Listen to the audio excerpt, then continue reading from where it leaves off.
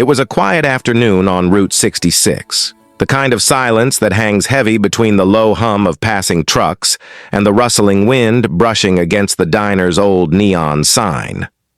Inside Ruby's Diner, a place famous for its homemade pies and endless coffee refills, the smell of bacon and pancakes floated through the air. The lunch crowd had thinned, leaving only a few travelers, a couple of locals, and a lone waitress named Lila, a woman with a soft smile, golden curls, and eyes that carried both kindness and a quiet storm behind them. She moved between tables, with practiced grace, refilling cups and asking about meals, her voice warm and gentle. No one looking at her that day could have guessed the life she'd lived before the diner. No one could have imagined the strength hidden behind that gentle face, or the people she called family. If you believe in kindness, courage, and second chances, make sure to like, comment, share, and subscribe right now. Because this story isn't just about revenge, it's about heart, loyalty, and the fire that lives inside those who refuse to be broken. Outside, 3 motorcycles rolled into the gravel lot, their engines growling like restless thunder. The men who dismounted were young, cocky, and loud, leather jackets, slicked hair, and the kind of swagger that feeds off attention. They weren't part of any club, just drifters with something to prove. And unfortunately, they chose the wrong diner for their games.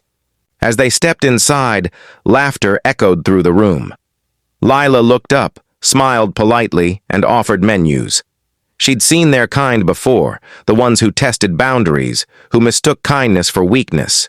Still, she greeted them with calm professionalism, jotting down their orders as they joked among themselves. At first, it was harmless.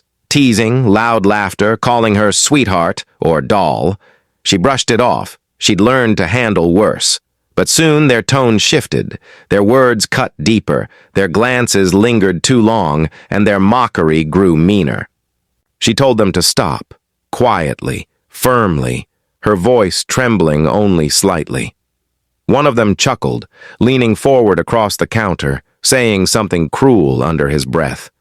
Another knocked over a cup, spilling coffee across the counter and smirking as she hurried to clean it.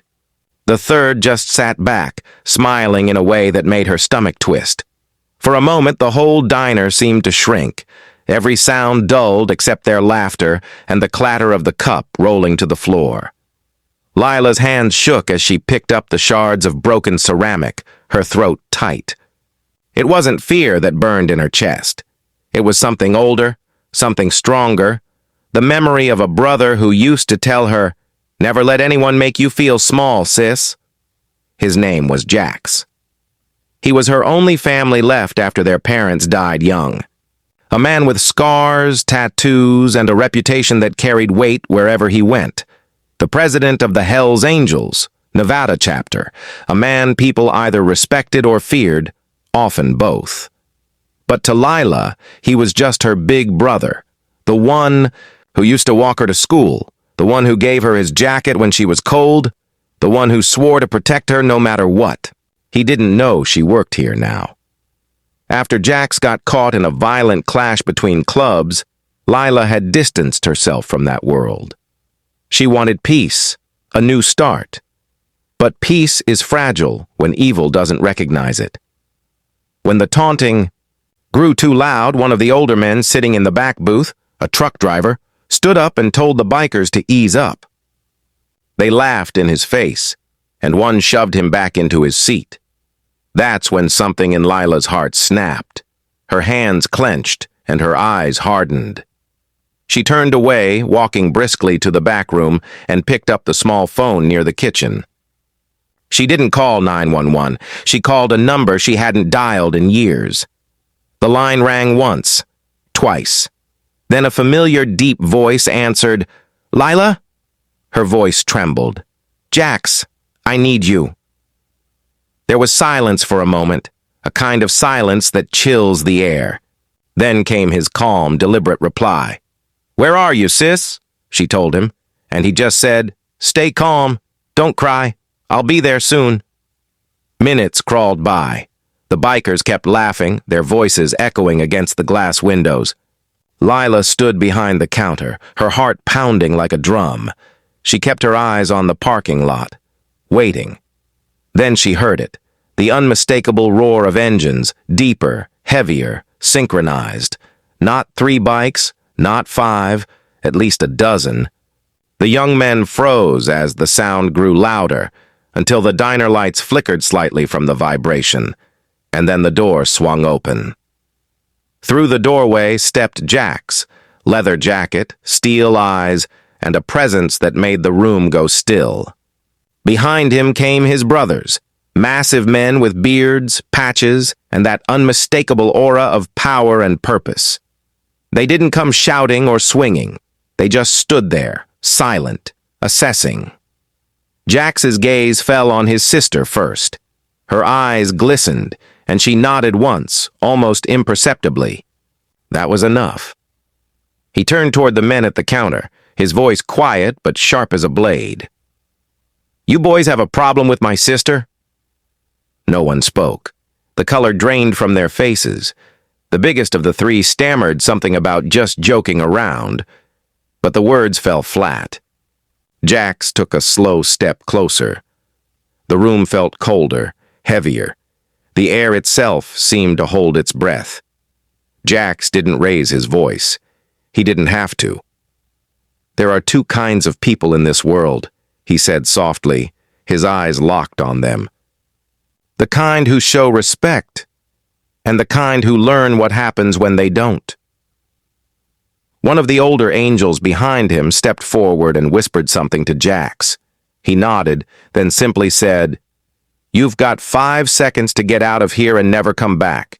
The 3 stumbled out, tripping over each other as they rushed for their bikes. The engines screamed to life, and in seconds they were gone, dust rising behind them. Silence filled the diner again, broken only by the sound of Lila's shaky breath. She looked at her brother, eyes brimming with tears. For a moment, neither spoke. Then Jax reached out, gently tucking a strand of her hair behind her ear, the same way he used to when she was little. "I told you," he murmured, voice soft. "Nobody touches my family." She smiled faintly through tears. "You came fast." He chuckled, shrugging. "You said you needed me. That's all I need to hear." The other bikers quietly sat down at the back, ordered coffee, and stayed. Not to intimidate, but to make sure no one else tried anything stupid. Jax spent the next hour just sitting with his sister, letting her talk. She told him about the diner, the peace she'd found here, the simple life she wanted. And for the first time in years, Jax saw something in her eyes he hadn't seen since they were kids. Hope. When the time came to leave, he stood and pressed something into her hand. A small silver pin shaped like a winged skull. "Keep this," he said, "not as a symbol of who I am, but of who you are. You've got more strength in you than you realize." As the motorcycles roared away into the sunset, the other customers began to speak again, murmuring about what they'd witnessed. But Lila just stood by the window, clutching that pin in her hand, staring out at the horizon. The fear that had once shaken her was gone, replaced by something unbreakable. She knew now that courage wasn't the absence of fear. It was standing tall even when fear tried to drown you. In the days that followed, word spread. People said a group of angels had rolled through town to protect one of their own. Others said they'd seen Jack smile that night for the first time in years. But to Lila, it wasn't about revenge. It was about respect, family, and the reminder that kindness doesn't make you weak. She went back to work as usual, same apron, same smile, but there was a new glint in her eyes. The regulars noticed it. Even the sheriff who stopped by for coffee gave her a quiet nod of understanding. One evening, as the sun set over the distant hills, Lila stepped outside to close up. The world was calm again. The neon sign flickered to life, painting the diner in warm red and gold light. She looked up at the sky, whispering to herself, "Thanks, Jax."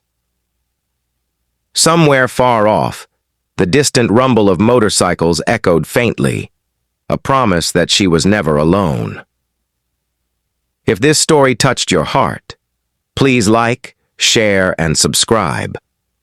Because sometimes standing up for kindness takes more courage than fighting back.